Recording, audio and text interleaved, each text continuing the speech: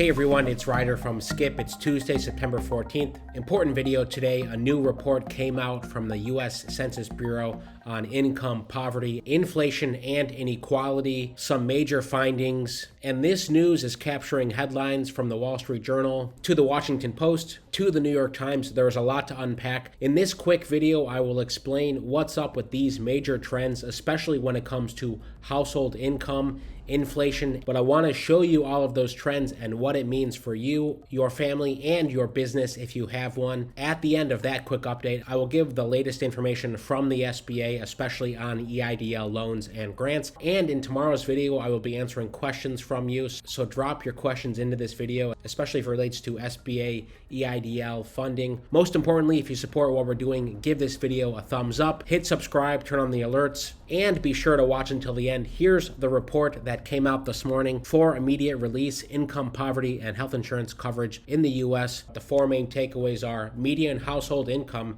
has decreased. It was $69,000 in 2019. It went down to $67,000 in 2020. That's the first statistically significant decline in household income since 2011. So in about a decade, that's the first decline in median household income. It's not a surprise given the high unemployment numbers, but the main question is what will happen now, especially since the value of a dollar is going down with rising inflation. That's number one. Number two, the percentage of people in poverty has increased from 2019 to 2020 from 10.5% to 11.4%. Now, the census also did a supplemental poverty measure, which takes into account all of the government programs such as Medicare and other anti-poverty relief programs. When taking that into account, the poverty rate has actually decreased from nearly 12% to 9.1%. And here's the headline from the Washington Post. Poverty fell overall in 2020 due to massive stimulus checks and unemployment aid. And according to Liana Fox, who's chief of the U.S. Census Bureau's Poverty Statistics Branch,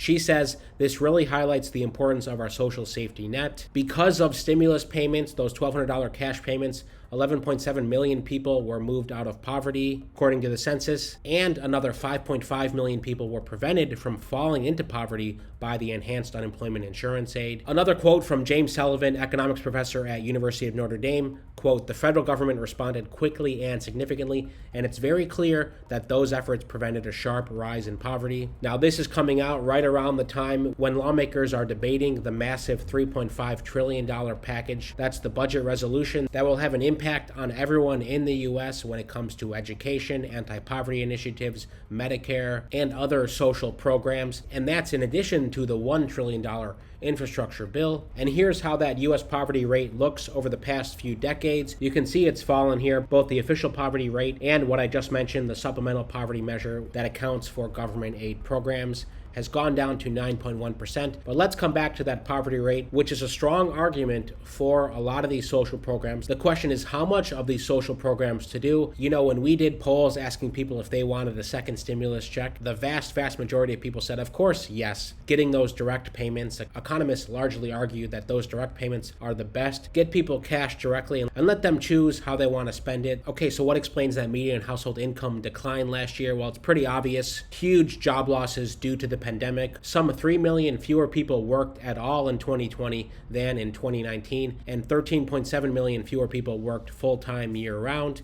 Here's how that looks over the past few decades. Median household income going down last year to $67,251. So the question is, looking ahead, what's likely going to happen? Will household income increase again, and will that help lift more people out of poverty? Well, two final factors I want to mention here. First of all, because of inflation, you know, the consumer price index has been increasing every month. It eased up in August. This just came out today from the Wall Street Journal, but prices are still high. So even if your household income stayed the same, the cost of goods and services is increasing. The data has shown that over the past several months, and many of you have experienced that firsthand. So even though low-pay workers may be getting a raise, inflation is eating up that difference. This is another in-depth report from the Wall Street Journal. Troy Sutton, age 61, lost a job as a custodian at the start of the pandemic, but he got a new job with a higher hourly rate. But here's what he said: "I'm making more money. I should be able to see it, but I don't see it because I'm paying more money for stuff now." With the inflation, even if your wages have gone up, the quote, real wages, pay adjusted for inflation,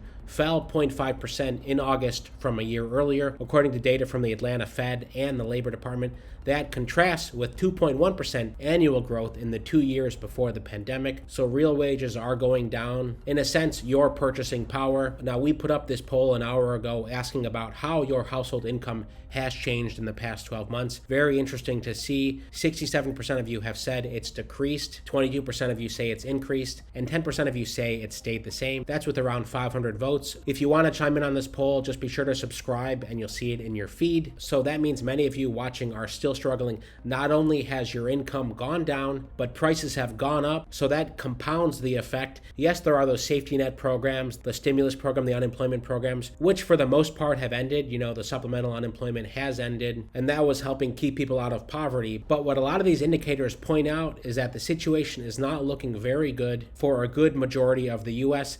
On top of that, we know inequality is on the rise. What's the best measure of inequality? That's the Gini coefficient, which is a measure of the distribution of income across a population. It ranges from 0 to 1. 0 represents perfect equality, 1 representing perfect inequality. And the U.S. inequality has been going up since the 90s. The Gini coefficient in the 90s was about 0.45, 0.46%, and it is now between 0.48 and 0.49%. And according to the census report today in 2020, the Gini coefficient was 0.489, not statistically different from 2019, but overall it has been going up, making income in the U.S. one of the most unequal in the world. When you take a look at country Gini rankings, South Africa is at the top with 63%, followed by several other African countries and South American countries. This data is a few years old, but if the U.S. was on this list now, it would be between 15 and 20 in the world in terms of inequality. And I predict that when we look at information in a year or two from now, we'll see that number increase. So what's the main takeaway here now with all this data? Well, of course, if you're looking for new jobs or new work, take into account some of the inflation.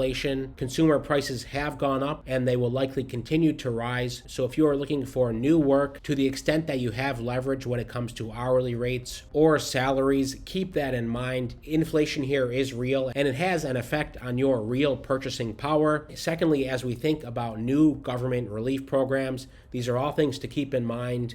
What's necessary versus what's not necessary, and what will be the collateral effects if we do pump trillions of more dollars into the economy. What will that do for inflation? Of course, the $3.5 trillion budget bill is trying to account for that inequality by saying we're going to tax the wealthy corporations and we're going to use that to pay for more social programs. The Met Gala was last night, and this is what AOC wore to the Met Gala, her dress, tax the rich. As always, would love to hear what you think about that, given all of these factors, specifically how it affects your situation, because without a doubt, this new legislation will have an impact, and this new census data will help determine what lawmakers finally decide on. Of course, we are generally waiting for Joe Manchin to make a decision on what is acceptable to him in the new $3.5 trillion budget. I'll keep you posted there. We will link to this information on the app, so be sure to download our free app, Hello Skip, in the App Store and Google Play. And tomorrow, I'm answering more of your questions, especially with EIDL 2.0 and some of the forms. I just heard back from a loan officer with regards to the collateral for EIDL 2.0. It will be reviewed on a case-by-case basis.